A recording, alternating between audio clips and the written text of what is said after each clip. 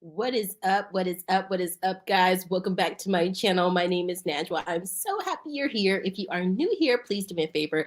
Go ahead, hit the like and subscribe button, hit that bell so you know whenever I post a video.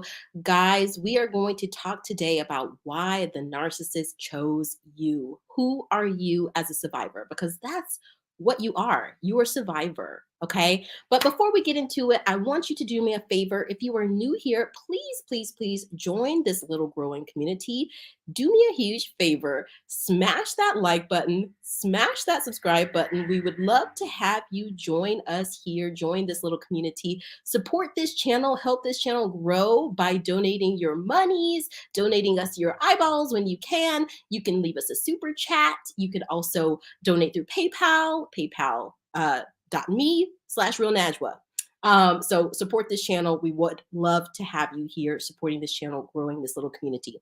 Now, with that being said, today I do want to talk about the narcissist and sort of what they turn us as victims into, why you were attracted to the narcissist in the first place, where that all kind of was going, what did it lead to? So let's just take a look at this. So first of all, who is the narc? Who is the narc survivor?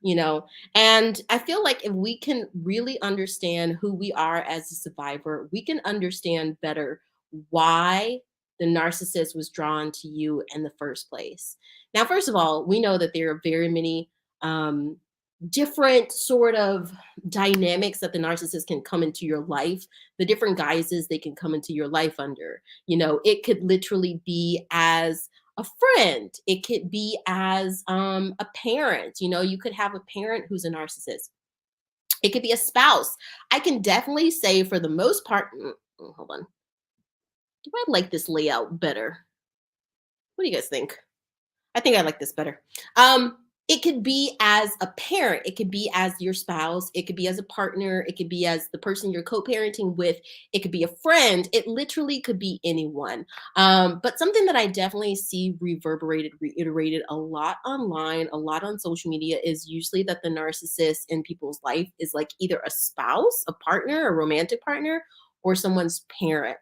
Um, I feel like this discussion is so much more important for that respect, because that's really where you need to know how to cope, right? That's really where you need to know how to cope. That's where you need to know why they were attracted to you in the first place. Because if they're in your life as a parent, as a spouse, as people who basically aren't very transient in your life, if they're just really fixed fixtures in your life, you basically need to figure out, okay, how do I deal with this? Why is it that they're targeting me? Because that's what narcissists do.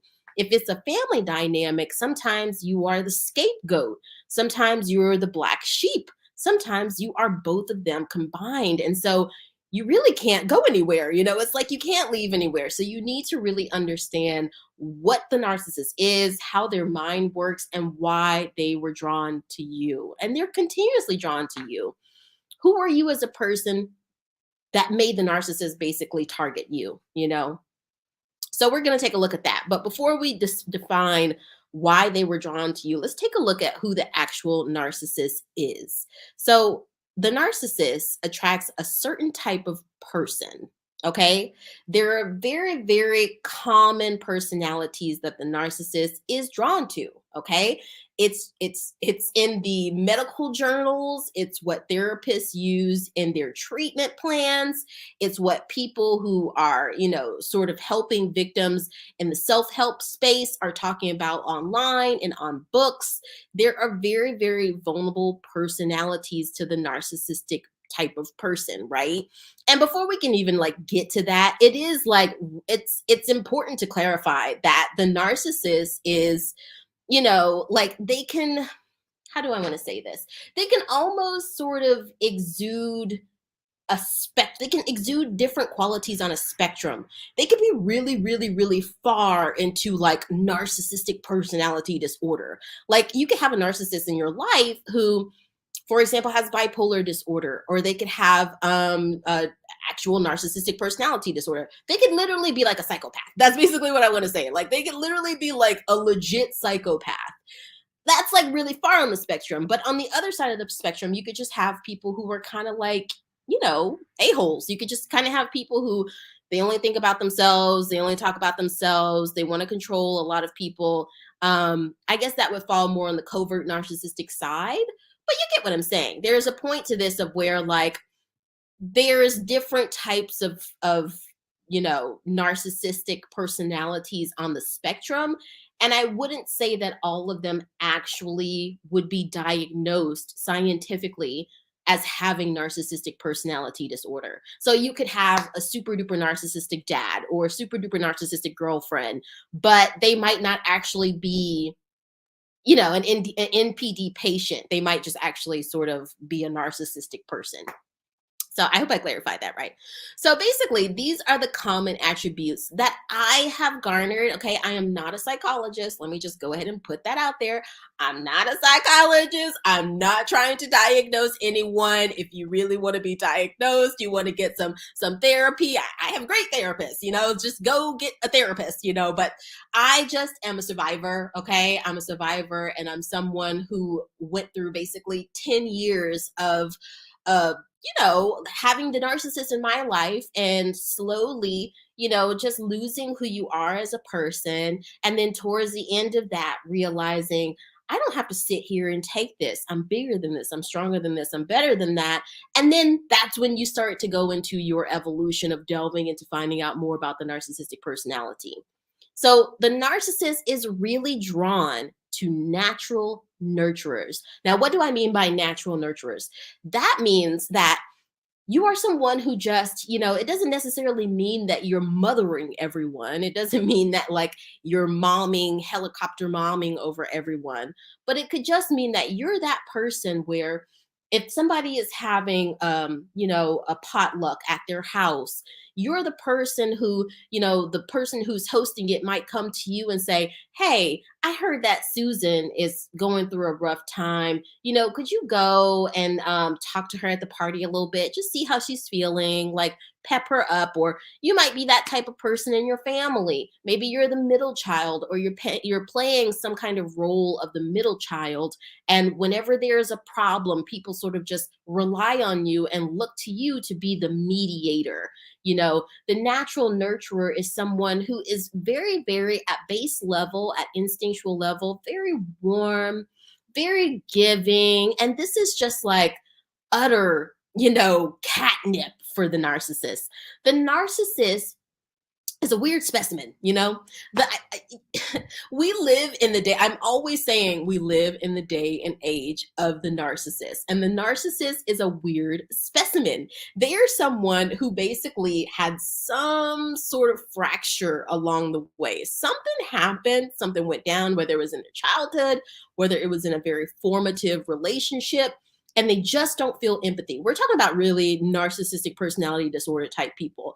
Again, that spectrum. You've got NPD over here, and then you just got kind of like your friendly neighborhood narcissist on the other side, right? Something happened with the people who are really, really suffering from NPD. We see them as politicians, guys. We see them as the people in our communities, in our faith communities. We see them at church. We see them at our mosque. We might see them, at the temple, whatever it might be. We might see them in our family. We might see them at the city pool. You know what I mean? They're everywhere. This is the day and age of the narcissist. And people who are narcissistic, I don't know what it was, and I'm not assuming to know anybody's life. I'm not assuming to know anybody's background or anything like that. But something happened, something happened at a very fundamental time that kind of turned their empathyometer off. You guys know that, right? Like I say that a lot. That empathyometer kind of turned off, and they no longer really understand that there's other people involved in the dynamics of what happens in life. All is focused around the narcissist. It's all about me. I just want to know what's going to make me most comfortable. Okay. What actions can you do for me? What food can you go and get for me? No. Oh, you want to hang out? Well, when can you come to me? It's not about you. It's not when can you have your time. No, it's not like that. And even dialed back down to emotional things, which the natural nurturer is that's just something that's inherent in them. They want to listen to people. They're deeply empathetic. They want to know where people are coming from. And so the narcissist actually just exploits that. They're very, very drawn to that. I believe, and again, I am not a psychologist, so I don't want to I don't want to jump in there and assume too much, but I believe that one of the reasons that narcissists are drawn to natural nurturers is because something happened in their formative childhood years. Either someone, I'm going to break it down like this. How do I want to say this? For instance, they might have had a parent, could have been their mom, could have been their dad, either one, who was very much a nurturing person. Okay.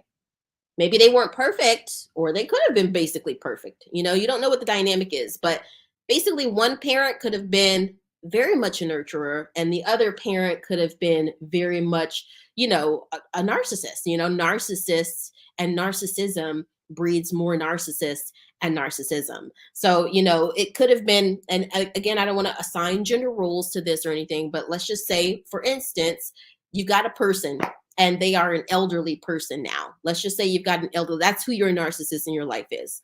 It could be somebody from your neighborhood. It could be your mom. It could be your dad. It could be anybody. I'm just using this as an example.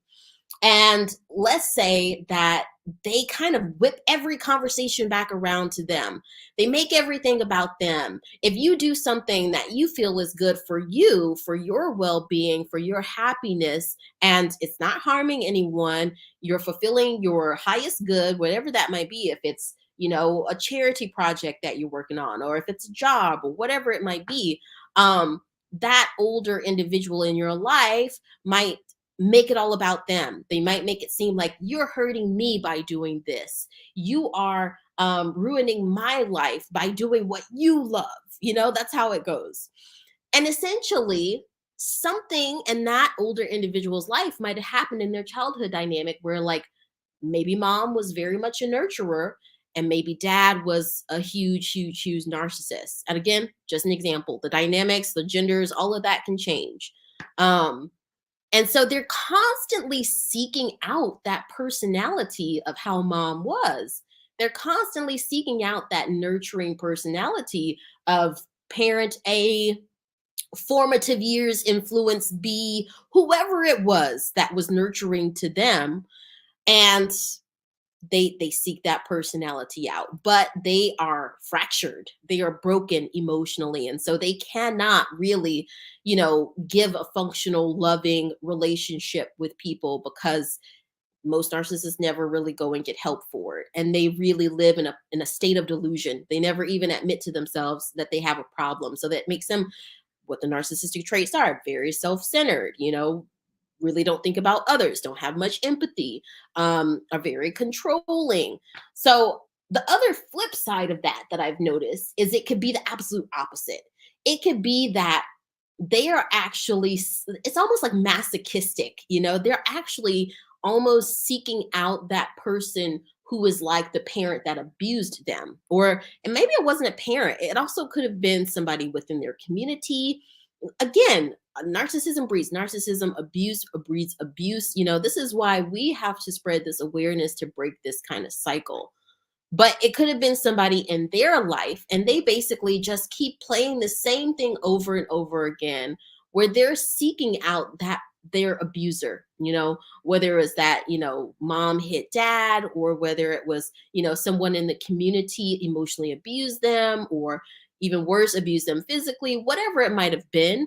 They're constantly seeking out that bad guy or that bad woman, whoever it was, but they're doing it in the form of the wrong people. They're basically displacing their anger, their hate, their fear, all of those internalized emotions that they held towards the person that treated them wrong in their formative years, but they are basically projecting it onto the empath, projecting it onto people who really don't deserve their disdain, deserve their, wrist slapping, the kind of anger that they can shimmy up, they really can just shimmy up anger and anxiety and stuff. And so they actually might be displacing all of this weird energy on the nurturer, when the nurturer is like the last person that they really should be displacing that type of energy on.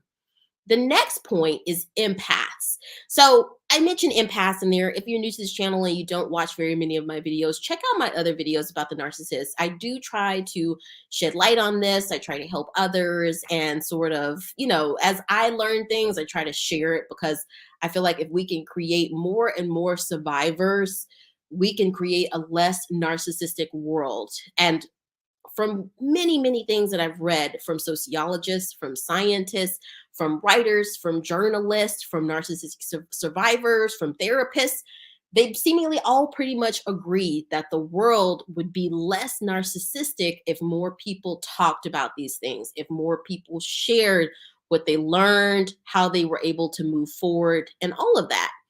So essentially, empaths basically are, and if this is just for the people who are new here and you weren't aware, or you're new to this whole narcissistic universe, if you can call it that, empaths are people who just feel things deeply. Empathy, the actual term empathy, just means being able to put yourself in the shoes of another person. And what does that mean? That essentially just means if a person is hurting, you essentially feel that hurt inside of you for that person. If a person is happy, you feel that happiness inside of you for another person. Now, most human beings, I'm not going to say all human beings, but most of us are capable of empathy. I mean, people don't, pop out of their mama's womb like just being an utter sociopath. Not most times. By the way, guys, say hi to my husband. He's actually moderating on here. But empathy and empaths basically are people who feel that connection, that very deep human connection with people a little bit more closely than just the standard average person would, right? Okay. So the standard average person likely has varying levels of empathy. An empath is someone who has an above average level of empathy. They feel things very, very deeply. They are those natural nurturers. So an empath can be a natural nurturer, but a natural nurturer is not necessarily an empath. An empath is basically in a league all on its own.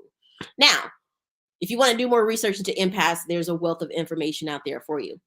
Essentially, if you want to put empaths into the situation of why narcissists attracted to them, it's because narcissists have a very, very difficult time with empathy. They have a difficult time with things like sharing. Okay. That sounds really, really weird, but it's true. They have a difficult time with things like sharing. Okay. With things like cognitive dissonance. They have a difficulty with seeing something that has elements that might have made you change the way that you thought about something before, or, good wrapped up with bad, and they have a really hard time regulating those things. They really, really want to put things into their little categories and boxes. You might see that from some of the big politicians and public figures that we have basically labeled as narcissists. They kind of like everything in their neat little places, and life is not very neat like that. And empaths understand all those nuances and intricacies of life.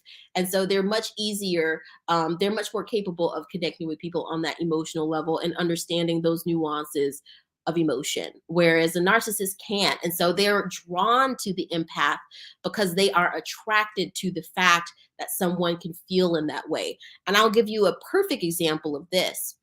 Let's just say, and I want to switch up the dynamic. I do know that, like, a lot of times when I look at survivors of the narcissist online, it's oftentimes women who went through something with a narcissistic man, like the father of their children, their ex-boyfriend, their husband, ex-husband, whatever it might be. But I also do see the guys in there. I also do see the guys who were with a narcissistic woman, and all types of gender roles and sexual orientation can come in here. I'm just like giving some different examples. So let's switch it up and let's just say that the narcissist is a woman in a romantic relationship and the empath is the man.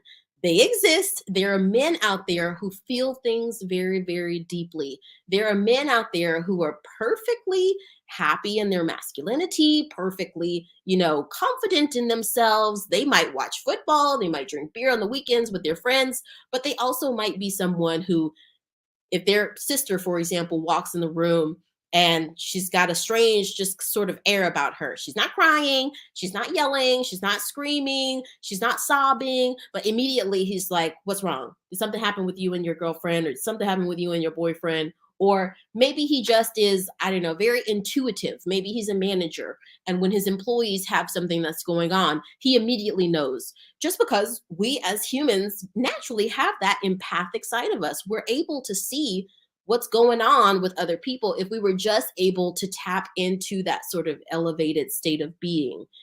That's something that people really don't want to mention. Empaths are a little bit more in tune with that. And let's say you had a dynamic where the guy was very empathic.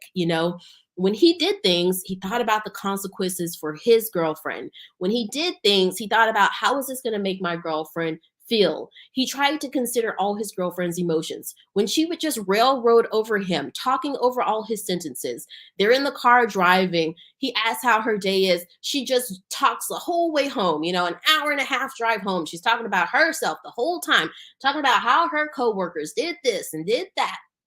And he never even gets a word in, but he the whole time never ever takes on the stance of like, dang, I wish he would just shut up. You know what I mean?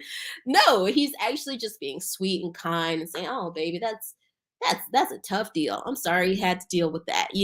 That right there is the empath. Eventually, stuff like that wears down on a person. So our dude, it might take him a real long time to realize that he might be with a narcissist, but eventually that stuff wears down. So, individuals who are isolated, this one is very, very, very true. Individuals who are isolated, I feel like narcissists love munching on those leftovers, because individuals who are isolated, the narcissist basically, I feel like, and I don't want to make the narcissist seem like some predator existing out in the wild, in the jungle, just waiting behind the trees, ready to pounce. Some of them are very well like that. But, like literally, if you just think about it, the narcissist is, they are in the most extreme case, they are almost like power brokers. They are people who kind of sit there on the sidelines waiting for you to come, waiting for you to sort of do something and catch your weakness, kind of catch you in a moment of weakness. And that's when they pounce.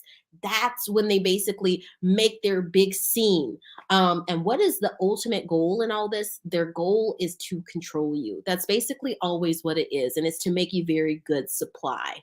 What is supply? Narcissistic supply is all of those compliments that you feed them, all that attention that you give them. It's basically what narcissists love, which is things that are revolving around them. So all of the statements, the gifts, the comments, the compliments, the foot rubs, the date nights, everything that you do to sort of make the narcissist happy. And take your romantic love out of that a little bit. If it's a parent, if it's your friend, whatever it is, it's all of those showy gestures that just say, "I am so into your nutty butter. I am really, really concerned about what's going on with your life, even if you're not really concerned about what's going on in mine." And so basically, they use that, and they really, really, really take advantage of it. The more isolated that you are, and this is pretty insidious, but it's true, the more isolated that you are, the easier that they can pull more and more and more and more supply out of you. So basically, if you live very, very far from your family, or you don't have very many friends, or you don't have a job, like basically all of the time that you can devote to them, they love it. So narcissists really, really capitalize on those vulnerable, kind of isolated, lonely people sometimes. Not always, but sometimes. So they also are really attracted to people who wear their heart on their sleeves. Again, the narcissist really is not capable of doing that. If you would have noticed with your narcissist, and let us know in the chat, let us know in the comments if you can remember some points of this, but you might have remembered with your narcissist that they basically, when they did open up to you, it was very sporadic, and maybe it was very authentic, but maybe it was kind of dark. Maybe it was a little bit, maybe it made you kind of took you aback a little bit. You thought, "Oh, that was a little weird." But all of the other times when they were opening up to you, when you think back on it, it was very formulaic. It was kind of very cold, almost like it was contemplated and rehearsed and practiced beforehand. Yeah, the narcissists, they don't wear their heart on their sleeve. Everything is a very, very calculated plan for them. They're not empathic people, they're not natural nurturers. That stuff doesn't come easily to them. That stuff is very learned for them. Now, the last point, we talked about this a little bit with natural nurturers, but it also could be the person who shaped the narcissist. They are seeking out a substitute for the person who shaped who the narcissist is today. Now, that's not always a parent. It could be a sister, it could be a brother, it could be a friend, it could be a community member, it could be a family member. But that person, for good or for bad, for better or for worse, who shaped the narcissist into who they are today, the bad attributes that they might have, some of the good attributes that they might have, they are basically looking for a mirror of that, not to get too Freudian on you. So, the next point, you guys probably already know this. You are super duper experts, but I still just feel like I should cover it. The narcissist is living out a dizzying cycle. What is the cycle of the narcissist? Well, the first level, the first part is to idealize and to love bomb. Now, with my narcissist in my life, the love bombing phase was, so my narcissist actually, as many of you guys know, was not a romantic partner, was not a family member, but was a friend slash coworker. And the love bombing phase was definitely something that was much more organic. You know, it felt like natural. It felt like I was meeting someone who would be a great friend. And they really, really will love bomb you, for lack of better words. There's a reason why it's called that. They will just look at you as if you are like such an interesting person, and you look at them as if they're such an interesting person. A lot of that has to do with them learning your behaviors. This is really, really, really creepy because they basically just kind of stare at you and try and figure out, what your interests are. They try and figure out what your family dynamic is. It's all very formulaic. They figure that stuff out, and then they basically just feed it back to you. And that's also why the narcissist, in some ways, is also a bit of a chameleon. They don't really have a personality. They just sort of shift and change and sway with the tide and change with whatever supply they're really trying to attract into their life, that they're really trying to win as their new point of supply. This is my mug. I got it when we went to Center Parks. Like, you can see the little logo there. But yeah, the narcissist, they literally will love bomb you, and they basically will just make you feel like you are the hottest thing since sliced bread. That's what they do. The next phase is going to be to devalue you. And that's really where it comes out of nowhere. Because why? You were just in a love bomb phase. They freaking made you feel like you were amazing. They made you feel like you just found either your soulmate or the best friend that you've ever had on the planet. They've made you feel that you're so intelligent, that you're so beautiful, that you're so smart, that you're so whimsical, that you're so spontaneous and adventurous. They have just really, really made you feel amazing. And then you get down to the devalue phase. It's not nice. The devalue phase is basically where, they basically have to break you down because they've let their mask slip. And we're going to talk about in a second what the mask is. Now, the narcissist, like we just said, is a bit of almost like a chameleon. They're just basically changing what they're saying, whatever it is, how they're acting, to adapt to win the moment, okay? To win this situation, this 1 minute in time. It's like they're just moving from next minute to next minute to next minute. It's almost like a little competition for them in their head and their weird, twisted worldview. And almost everything, and if you're living with that sort of lens over your life, what does that kind of make you? Kind of makes you a liar, right? I mean, if you're basically living every moment, moment from moment, as sort of like, what can I do in this moment to just make people think that I'm nice? What can I do in this moment to make people think that I'm really smart? If every moment is like that, basically, you're basically a liar because you keep just changing yourself to make people think that you're someone who you're not. And it's always for an ultimate goal, is to control this, is to get this amount of money, is to get this power role, is to win out this power dynamic, is to have the upper hand over this person. That's basically all that it is, okay? But it's all with the guise of their mask. Their mask is something that is like sweet and kind and inviting and philanthropic and intelligent and funny and cheeky. And then all of a sudden, the mask will slip and they'll say something that really shows who they are on the inside. Who they are on the inside is just a nasty mess of just violence and angry and sort of self-hate, self-loathing. I mean, really, really nasty stuff that's furling and burling on the inside of the narcissist. And their mask will slip for one moment and you'll see that, okay? And when you see that, they've got to punish you.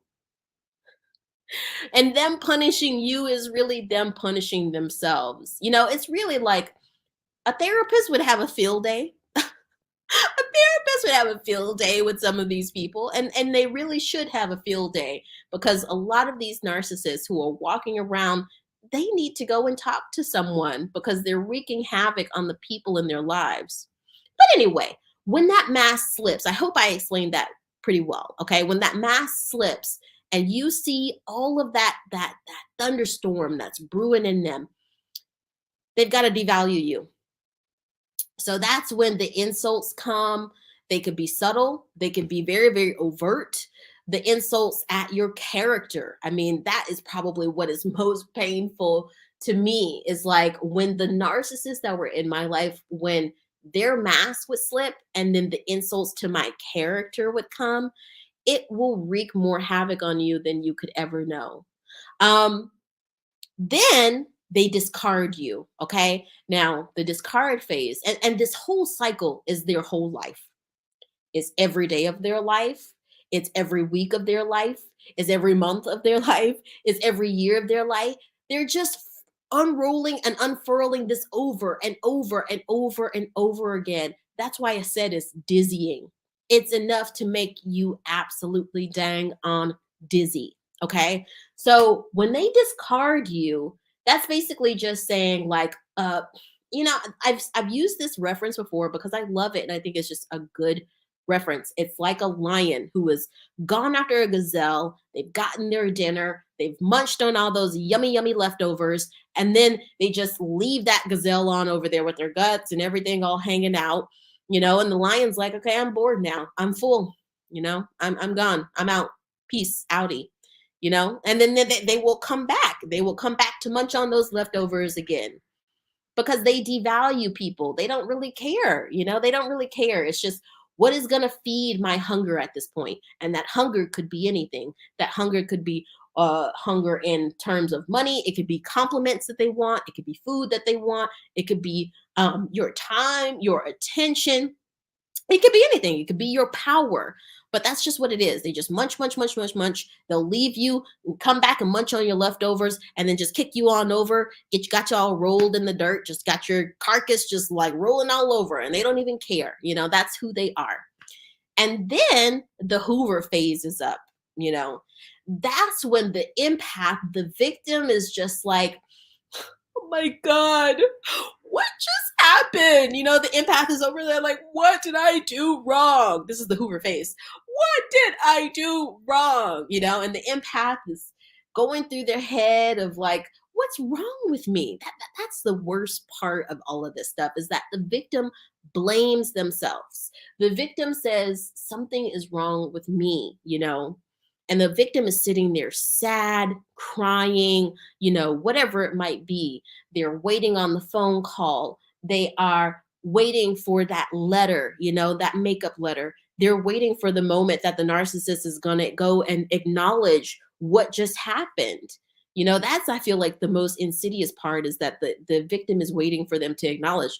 The narcissist will literally come back and act like ain't nothing happened. Nothing. Hey, you want to go to the mall? What? That's what the narcissist is coming back and doing. Hey, what's up? I was just thinking about you. You want to go check out the new movie down at the movie theater? Were you not there for that Hiroshima that just happened, what, two seconds ago, a few days ago, whatever it was? No.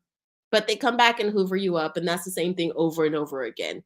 Now, I hopefully, again, I want to make it be known that that can be, here, I like this view better. That can be just like a small amount of time. That could be in one day, that could be in 1 week, whatever it might be. Yeah. But it could also be after a very, very, very big altercation. The idealize, the devalue, and the discard, those phases, they could culminate in the midst of someone cheating, for example. It could be a cheating scandal if it's a romantic relationship. If it is a friendship, it could be doing something really, really shisty, like, ruining a opportunity in your social circle. It could be sort of disparaging your name to people. It could be openly gossiping about you. It could be fraud. It could be somebody, he or she or whoever the narcissist is in your life stole all your money. I mean, it could be a very, very serious situation. It could be a very small situation, like that, that example I gave earlier, driving in the car on the way home, and they're just talking about themselves the whole time. In that 1.5 hour that you're in the car on the way home, it literally can be idealized, devalue, discard, hoover, in that 1.5 hours. But that could also represent the entirety of your relationship with the narcissist. Hopefully I described that okay. So then the narcissist mask starts to fall. The victim notices. The victim, of course, notices. Now, it's not always super duper obvious. It's not always super duper obvious. For me, for example, just to add like the personal element in here, I've told you guys about it. And if you are watching this after, we would love to hear if you could share your thoughts, your words of wisdom for those who have survived the narcissist. Put it in the comments, share your stories. It really, really helps. But maybe, there was a time, for instance, like me, like I've told before, where the narcissist just says something very outlandish out of nowhere, and it's very close to the beginning of you guys' relationship or the actual dynamic that you have. It's at the beginning of that, meeting. And, well, not necessarily meeting, but at the beginning of that time frame. And you're still kind of in that really great phase. You're still kind of in that idealized, that love bombing phase. And then all of a sudden, it's just, they say something that's totally brutal, that makes them seem like a totally unhinged sociopath. They say something that like makes them feel like your life is in danger, like you could end up in a body bag, honey. They say something that is like, just seems really, really sadistic. It could be a number of things. That's that narcissistic mask falling, but they cover it up so fast. And I'm talking about at the beginning of the timeline when they're in your life. They cover it back up so fast that you almost get whiplash. Your neck is like, oh my God, what just happened? Because it just went by. It came and it went that fast in the blink of an eye. And so that's why I chose to say the victim notices. It's really like a ... the victim notices in that sense, because it's not slipping very, very overtly in the very beginning. We'll say that. But these are some of the ways that manifests. There's more misunderstandings. There are strange inconsistencies that come up, And like we said, the narcissist, they change things from day to day. Their personality just sways from here to there all throughout the day, honey. One moment they are into Reiki, the next moment they are into militant, cult groups. The next moment they are, a communist. The next day, they are all for peace and love. The next day, they are a capitalist. The next day, they're not any association. They're an independent, free thinker. It's just like whatever way the wind sort of swifts and changes them, whatever person who is mirroring that person who set that standard, like we talked about before, that set that standard and impacted them in their life, that made them who they are today, that person of the day, of the week, of the month, whoever it is, that they are just like, you are my source. I have locked my eyes on you. I must attack. I must pounce. Sometimes they just shift and adapt to whatever that person likes. Sometimes they do what they know they need to do in order to get that person to become their supply.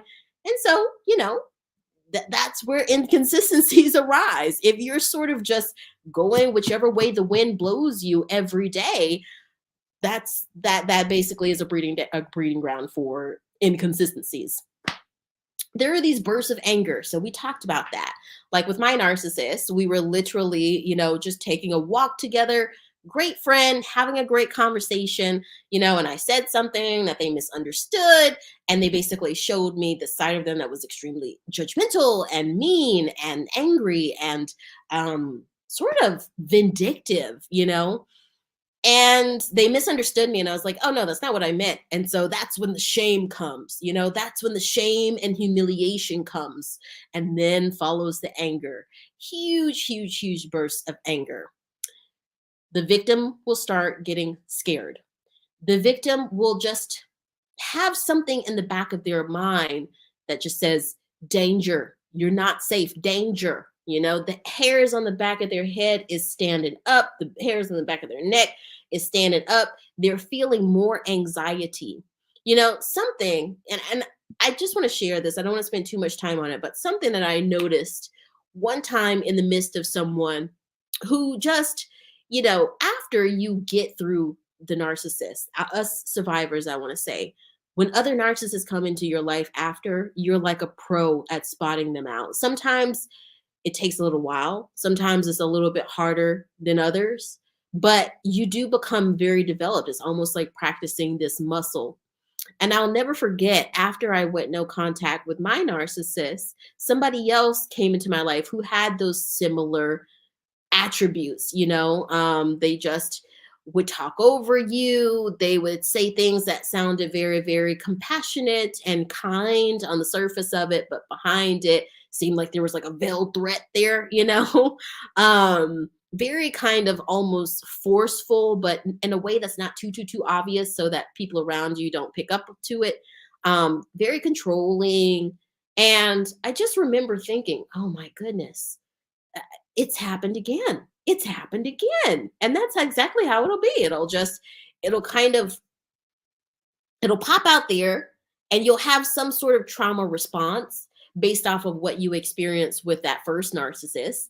And something just in your being will just say, danger, you are in danger, And my advice is to follow that. Never, ever forget it. And then the last point is that the Hoovers get very, very over the top. Guys, put in the comments, let us know, what were your Hoovers like? Were they really, really outlandish? Was somebody calling somebody's mom? Why is it always that? Why do people always call people's mom? Why do people always be like, I'm just going to call your mom on you? Oh, my narcissist definitely added my mom on Facebook and all that. It's just weird. There's weirdness. So moving on. We've talked basically enough about the narcissist. Let's talk about us. Let's talk about the victims who survived.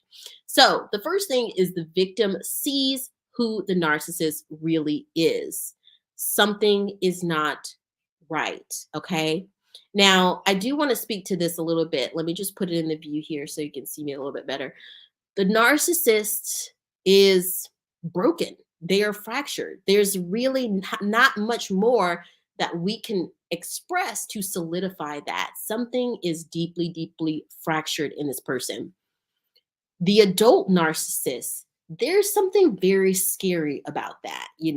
There's something extremely scary about that, because if you think about the narcissistic personality, children are perfect examples of narcissists, not even in a bad way. Children are beautiful, beautiful human beings. They are learning so many things. Their brains are developing so fast. They are literally like the cusp of God's eyes. They show us the beauty of life and the beauty of the cycle of life, but they are also very, very narcissistic people. And sometimes they literally just kind of want everything to be centered and focused around them. That right there is the adult narcissist. The adult narcissist literally has the mentality of a child, but they literally have the vindictiveness, the danger of an adult. Um, it just sorry, just checking something. There literally is something to be said about the adult narcissist because they're not just going to throw their applesauce on the floor. They're not just going to, throw all of their toys around their room. They're not just going to stomp on their parents' foot. An adult narcissist and that bout of temper tantrum and that bout of having issues, having problems, they literally could wreak havoc. They could cause hell, and that's not good. So the narcissist knows something is not right there. And it's a muscle memory. It's like instinctual in your backbone. It's going to tell you something is not right and that you're in danger because an adult narcissist with the temperament of a child, they can do something dangerous. I'm not going to say that every narcissist ends that way, but they also remember can be emotionally dangerous. So they also have this thing where at first it's very subtle, at first it's very subtle. Like that sort of I don't know, energy that they exude, that there's danger here, that there is some sort of um, you know, I'm not even sure that there is an amount of precaution that people need to take because I mean it just might not be where it's at. It might be like you need to go ahead and get up out of there. But it's also subtle, it's not really over the top. It doesn't really show you something that is um overtly violent, that like not at first. They really have to save face. They have to cover up that dark part of themselves. But as time progresses, you can tell it gets more and more urgent. So, it scares the spit out of you. It will scare the spit out of you. You will basically be looking and you don't know which way is up. You don't know, like if you are in a relationship with a narcissist, and I have definitely seen that this can be the case much more with sort of like um how do I want to say romantic partners who might really be going through something, romantic partners who might really, they live in the same house, they know each other, they see each other every day. Um, they know when something is up, okay? But if it's a situation where you don't see that person every day, but when you do see them, something really, really, really incites a fear response in you. It incites like a fight or flight issue in you.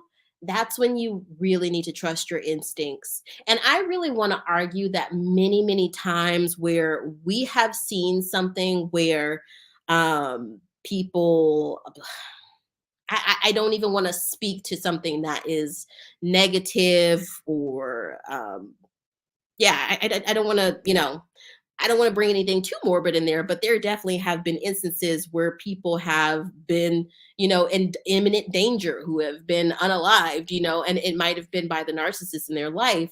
Um, so you will feel something instinctual in there that just tells you, look, something needs to be done. The next point is that the victim may experience self doubt. Now, this one's really, really important. The victim could sort of be, um, the victim could sort of be, um, sorry guys, the victim could sort of not really understand exactly what's going on.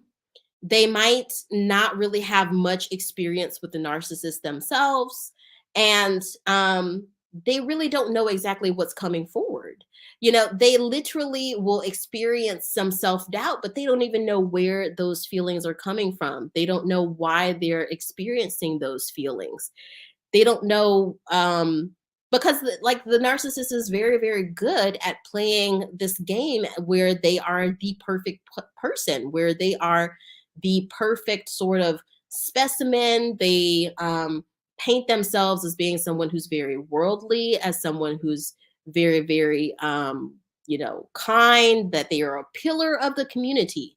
But behind that, the victim has seen who they really are. They've seen it. They know who they are. And so there's a bit of how do I want to say this? Okay. So where we talked about earlier, kind of where the narcissist basically is someone who oftentimes can be a very nurturing person. They can be someone who's very, very empathetic. They might sometimes just feel like maybe I'm tricking myself out. Maybe I'm psyching myself out. I don't know what's going on. So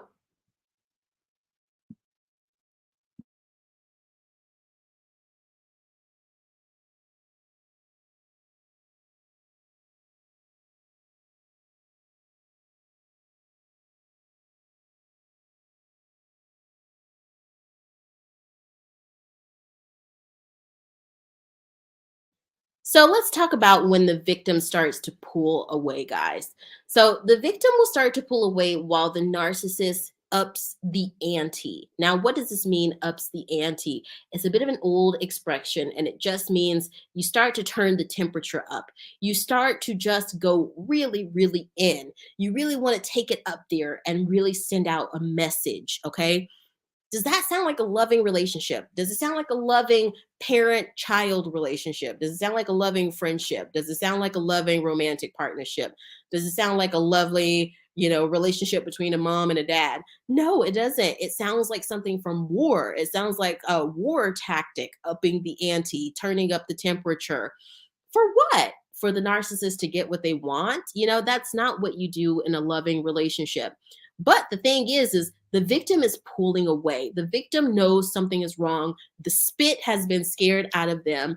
They want to get on out. They know that, like, in their backbone, and maybe they haven't received direct threats. Maybe they haven't even been, hit or anything. There could be no physical type of contact in here, but still, that is that one slither of a percentage. You can call it the universe, you can call it God, you can call it your instinct, whatever it might be, but something just tells the victim something is wrong here. The narcissist sees that, and they know what follows next. What follows next is that the victim is going to leave, okay? Remember that the narcissist has some very fundamental fractures in their development, and it's not necessarily always that they have separation anxiety issues because daddy left and they never came back or anything like that.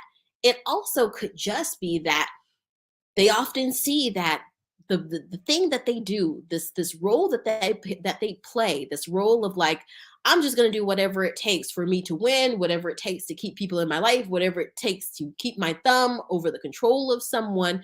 They might have noticed it doesn't always end in them getting everything that they want the way that they want it.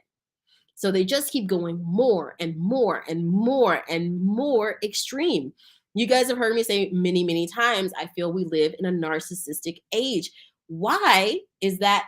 Everything you look at right now is to the extreme. Everybody just takes everything very, very far. It's all over the top. You look at it in the media, in the news, on television. Everything is further and further and further detached away from compassion, from empathy. They don't really have those traits. It's not natural to them. So the narc tries to imprison the victim's heart. The narcissist doesn't really understand the way that a classical, loving dynamic between human beings works. Because, and I've actually looked at a great channel I've recommended it before. It's called narcissistic no, it's called Mental Illness. I'm sorry.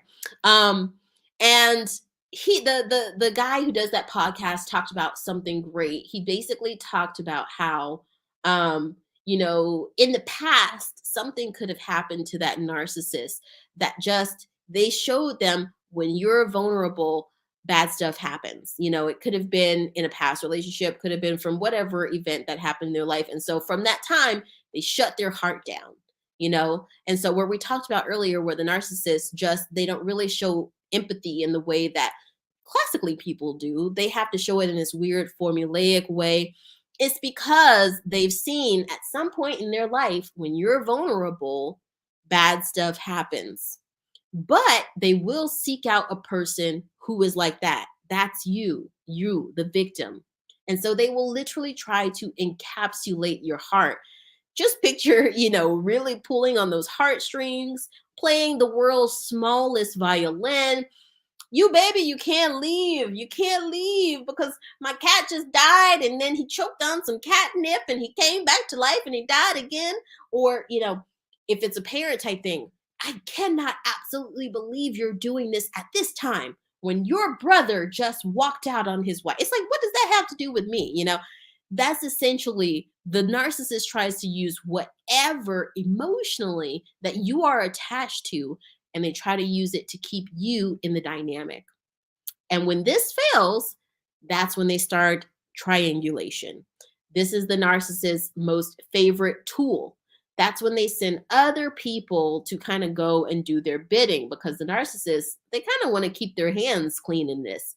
After a while, they realize that they can, sort of get their hands dirty, and that doesn't always work out really well. So they send off other people to go and, keep you from really seeing that they are the Wizard of Oz, that they are the green man pulling the puppet strings behind the curtain. So the triangulation, what does that entail? It can entail a lot of stuff. It can entail them sending little gossip circles around your town. It could really I feel like the worst part of this is when the narcissist, I'm going to keep coming back to the character, is when they really use this to basically make it seem like you are a bad person. That is one thing that I really, really just don't like, because the victims in this, it's not right. The victims in this, of course, we aren't perfect people, but oftentimes the victims really, really are great people. They're great people, and the narcissist breaks them. They quite literally try their very best to break them, because that makes the narcissist feel better. And so they'll go and they'll create this fake narrative about the empath, about the victim, and say, "Oh, well, that they so shisty, like they probably don't even pay their taxes. Like they are they're such a swindler. Don't trust anything that they say. I used to think that they were such a good person." That they literally will be going and telling people this about you, and they don't know a doggone thing about you, your finances, none of that stuff. They could know that you are an extremely kind-hearted, sweet person, and yet they'll be going around town telling people that you are vindictive, that you keyed someone's car one time in Vegas, and it could all be lies. But if it paints them in a better light, they'll do it. And what they're hoping for is that you're going to run back to them.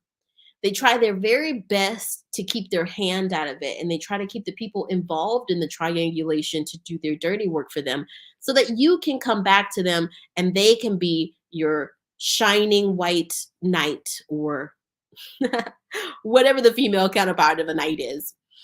And they also sabotage your life factors. Now, this one is very, very real. And I've heard a lot of people talk about this. They will sabotage your work. They will make sure that you do not get another job in your town, whatever it might be. They might go and slander you to past employers, to future employers. They could go and leave bad reviews on your Yelp, if that's even still a thing. They will, talk to weird people in your community and church ladies and all of that type of stuff. They will slander you. And they also will mess with your finances. One thing that I found as far as finances go, what I'm seeing online when I look at forums, when I look at the message boards and things like that, Narcissists are playing with finances from the very beginning in some of these situations. They take control very early over the finances. And that's usually in a situation where the narcissist is someone who really, really is very financially solvent, and they take on, whether it's a romantic partner, as a sugar daddy, sugar baby, sugar mama, sugar baby type situation, whatever it might be, or if it's a dynamic of an employer, however it is, there is a power dynamic that they establish very early on where they've got financial dominance. And so they will also use that to crush the victim. And that can be very painful in this day and age where we see poverty being so rampant, where we see people struggling just to pay their bills, just to feed their kids, just to live above the poverty line. When a narcissist will take that, I'm sorry, I don't mean to laugh, but I'm actually thinking about this episode where, I think it was the Mickey Mouse Clubhouse, where Mickey Mouse is being overcharged by the phone company, and he and Goofy and Donald Duck like go up to the phone company and try to find the guy who owns the phone company. And the phone company just sends them through this whole myriad of doors in this gigantic building. And they never, of course, find the phone guy, because the guy who owns the phone company, that persona could essentially be personified as the as the idea of literally the narcissist. So they can sabotage your life in very, very many, many ways. So the victim will essentially gather everything that they can, sorry guys, to build strength to get away from the narcissist. Let me just put this like this because I know this is better. Or maybe you could put me in there. Yeah. So the victim just literally gathers the strength that they can to leave the narcissist because they know something is not right. Okay. So they're doing everything that they can to just, kind of get by and um get from one point to the next, get from point A to point B, but they know something is not right. And you guys share this in the comments because I kind of have to be very general because I don't want to speak for everyone, but you share in the comments if you're resonating with these things. Did you just know something instinctually was not right? And if you are like me, you probably will actually fluctuate to, okay, what was that? I know, like, when I started to see the narcissist mask slip more, I would talk myself out of it. I would psych myself out and be like, whoa, what was that? That couldn't have been, that could have been what I thought it was. And so towards the end, where the victim is really, really thinking about going and they're thinking seriously about it, and this is a big deal because you can almost think about it like a cult. The narcissist is like a cult. They have indoctrinated the victim into this so much that they have this inner battle with themselves. And you cannot forget about that point of empathy. They still have this deep empathy in them. And that's part of the reason why the narcissist went after them, is because victims of narcissists are usually highly empathetic people. And so they keep going through these rationalizations like that couldn't have been true. So eventually, they actually will start to fear for their safety. They actually will start to think, you know what? I don't feel safe here. I feel like my life is too valuable for something to happen. And that, I think that very, very realistically might come into the mind of victims of narcissistic abuse when they're still in the dynamic, because the narcissist's anger is just narcissists that say that like 15 times fast. Their anger is just so weighted and heavy that in those moments you actually sometimes think, could they do something? And so there actually might be a fear for physical safety, is of hey, could this anger go very explosive and turn into something that maybe they didn't even mean to do? And then there's also the emotional safety. And I do want to just, I'm not going to go much longer. I'm going to get off of here in about 5 minutes, 5-10 minutes, but I do want to speak to that emotional safety. Like sometimes you just, you literally feel that, your emotions are at attack and that you are not safe because this person is not caring for your emotions in the right way. And then they realize that they have to separate that energy.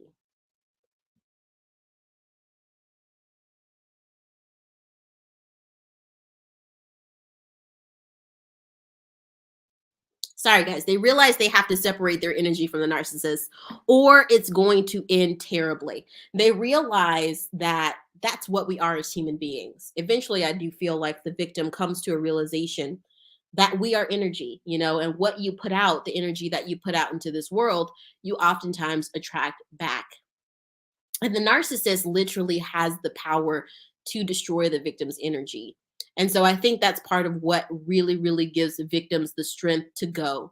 Because in life, I mean, your energy is really so much of what you have. Yes, we have these bodies that we use here on this planet to walk around and move and talk and play, but the narcissist breaks your spirit. And that's what's most insidious. So we've reached the end. The best way for victims to get through this is to go no contact. You have to go no contact to regain your life back. You have to choose to stay or go. Sometimes you don't have the option to go.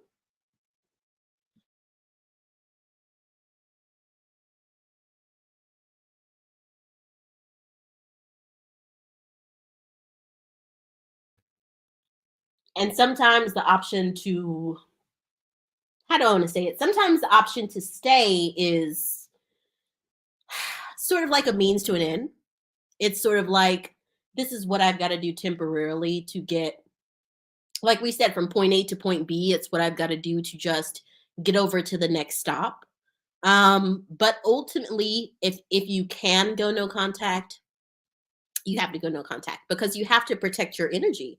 There is really no other way to go about that. And then ultimately, some may choose, like we said, some may choose to stay because they've got personal ties. And for the other victims out there, who are still kind of in these situations that are really, really painful, if you're a victim of narcissistic abuse, put it in the comments how you dealt with it. How were you able to get in touch with that inner humility, that inner confidence, that self love within yourself, that metamorphosis and transformative love for yourself, to sort of stay, I guess, to appease whatever the relationship in your life that it was, whether it was your coworker, your boss, your parent, your friend, your spouse, your kids' parent. Um, if you did have to stay, and you had to stay out of personal or family ties, let us know kind of how you were able to overcome that. And then, to put the last point on no contact, the most fortunate of survivors are able to get out. There's really no other way to put that. They're able to get out. And that's really serious because you got to get out. Like your emotional life, your emotional well being, your heart, your spirit is in danger. And so you have to get out. There's really no other choice. Survivors are some of the strongest people, and the way that we're able to make this world a less narcissistic, because it really poses a huge threat to humanity. There is not a coincidence that when we look on TV, when we look on the news, when we look in the media, when we look into the faces of our spouses, of our friends, of our parents, of our community leaders, more and more and more, we see narcissistic people who don't care about the will of others, who don't care about the compassion of others. It's only about self, it's only about them. If we just keep doing that, if we keep perpetuating that cycle, narcissistic, broken, fractured people inspire more narcissistic people and more narcissistic institutions. And it just furls and unfurls, and that cycle goes and goes and goes and goes. I'm from the belief of like there was some point where I feel like we might have just we saw that the world was becoming more narcissistic, but we didn't say anything. We chose not to say anything because maybe we didn't know what was going on, or maybe we were scared. Narcissists can be very much bullies, and they are emotional, energetic bullies. They have no personality of their own. They have no passions that they really love and care for. So they just turn all that anger towards someone else. And when they see someone else who is a natural nurturer, who is passionate about what they do, who loves their family, who's empathic, they will target that person. because they just hate them at their very being. They hate that they have something that the narcissist doesn't have. And there's a veiled threat in that. Like we said, somebody could just be smiling. They could be smiling right in your face, but there's a veiled threat in that. The things that they speak could be riddled with veiled threats. But you have to be strong.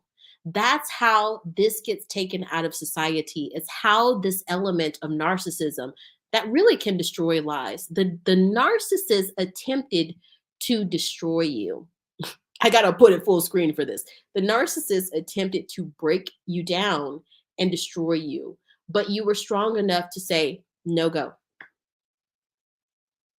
No go. This is not my deal. This is your deal. And that takes a lot of strength. That takes so much strength because the narcissist keeps projecting all of their issues out on people. They don't want to go and get help for what they've got going on. It's why you see so many narcissists who are alcoholics. It's why you see narcissists who are committing lots of crimes. It's why you see narcissists who are sort of socially awkward, angry, violent people. It's because they have to project something onto someone else to feel that they belong because they gave up on showing their vulnerabilities a long time ago. And that's part of what gives us strength is our vulnerabilities. So I recommend that you, as a victim, because you are a survivor, you're beautiful and you're strong. The narcissist for so long tried to make you think that you were little, that you didn't matter, that you were not valid. But you found out in the end, when you either went no contact or when you went yellow rock, you went gray rock, you found out in the end that you had more strength in you than you could have ever imagined. You had more strength in you than you could have ever imagined. And you essentially had to pull that strength up out of you to get the heck on out of Dodge, to get the heck on out of that situation. Because this was someone who threatened to destroy your energy. And after you got out, after you were out of the narcissist's life, there were still these moments. You would be happy. You would go through these waves of happiness and contentment. And then suddenly a wave would come back over you and you experienced all that grief again that the narcissist introduced into your life. The self-doubt, the fear, those trauma responses of just fight or flight or freeze kicking in. And then you went and you did some yoga or you did the things that you really enjoy, or you talked to your therapist or you talked to your life coach or you talked to your spouse, the loving spouse, or you talked to your friends or, whoever your support system was, or you did some meditation or you journaled and then you felt better. I'm going to challenge you to share that with other victims. When you go through those bouts again, after you have survived, because that's what you are, is a survivor, they sought to destroy you emotionally, sometimes physically. They sought to destroy you, but you are stronger than them. Empathy, dignity, human compassion, love is so much stronger than the narcissist. Now, that is not a go to just be like running back into the narcissist's life. You have to stay no contact. But the guarantee that we can make this world a little less narcissistic is by sharing your story with others. So my question is, will you be brave and share? You're a survivor. You're worthy. I'm so happy you're here. I'm so happy you're on this journey with us. And with that, I'm going to go ahead and say, I'll catch you next time. I'm so, so, so glad that you guys have spent this time with me. If you are watching this hereafter, please do me a favor. Go ahead, smash the like and subscribe button, hit that bell so you know whenever I post a video. Help grow this community by sharing this video with others who you think will find it helpful. Please, please, please also help grow this channel, support the things that we need to pay for, our software, our equipment, the time and research that we put into this by donating. You can do a super chat. You can also donate to my PayPal. You saw that at some point throughout the video, just paypal.me/realnajwa. Please, please, please share this within your networks. join our community. Make sure whenever I put out a video, you're kind of looking out for it. I talk about all types of stuff on this channel from the narcissist, but I also talk about other values of motivation, those things that help you get through life and rediscover that love in you, that growth, that strength that you have in you. We live in a narcissistic time. So sometimes it helps to have it reaffirmed. We talk about pop culture, we talk about motivation, we talk about news, we talk about politics, we talk about it all. So please, please, please, guys, hit the like, subscribe button, hit that bell so you know whenever I post a video. I will see you guys next time. I'm sending you all my love. Don't forget to share your testimonies, your stories with other victims out there who it might help. I'm so, so, so glad that you guys have joined me today. If you're joining me after, go ahead, do me a favor. You also smash that like and subscribe button. Put down in the comments your thoughts, respectfully, please. And with that being said, I'm going to go ahead and peace out. I will see you guys next time. Okay, bye. Much love.